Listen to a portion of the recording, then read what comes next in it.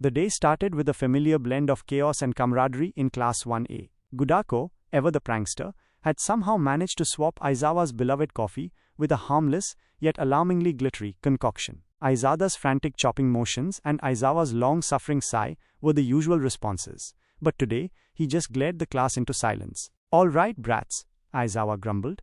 "Listen up. Today's field exercise is a large-scale rescue simulation. You'll be working with various pro-heroes including Endeavor and some other top tenors, focusing on civilian evacuation and threat neutralization."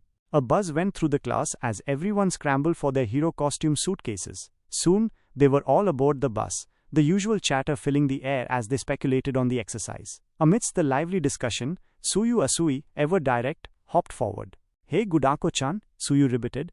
"Mind if I ask your question, Kero?"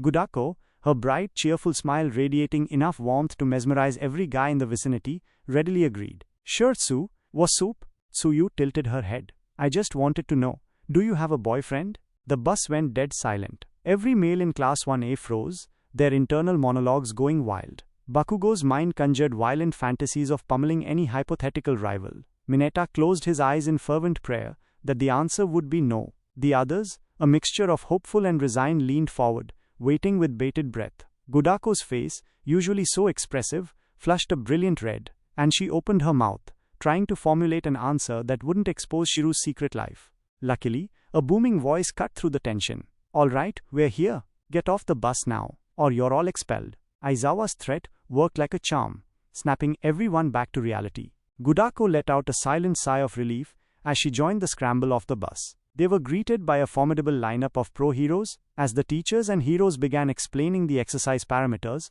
a chilling shift in the atmosphere occurred. The sky darkened, a terrifying roar echoed, and hundreds, if not thousands, of high-ranked Nomu burst forth from warping portals, alongside multitude of villains. "All for one," Endeavor snarled, recognizing the familiar dread. "And Shigaraki, he's ascended." Shigaraki, his form terrifyingly complete, his voice a distorted chorus of stolen quirks, let out a chilling laugh that reverberated through the air. "Today, heroes, the symbol of peace falls. One for all will be mine, and hero society will crumble, leaving us to walk the streets as children." The battle erupted. Pro-heroes and Class 1A students threw themselves into the fray, a desperate dance against an overwhelming horde. Explosions rocked the ground, ice walls splintered, and shock waves tore through the air. But the sheer numbers, the brutal efficiency of the Nomu, and the villains' merciless targeting of the civilians to bait the heroes quickly turned the tide. Hope began to wane, despair creeping in as heroes fell, exhausted and injured.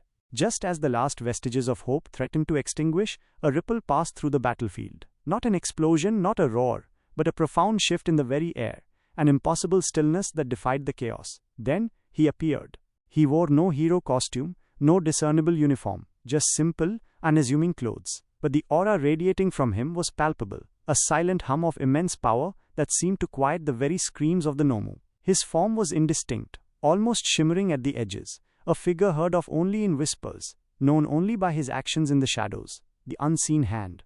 Only one person on that battlefield knew who he was. One person felt an immediate surge of relief and absolute certainty.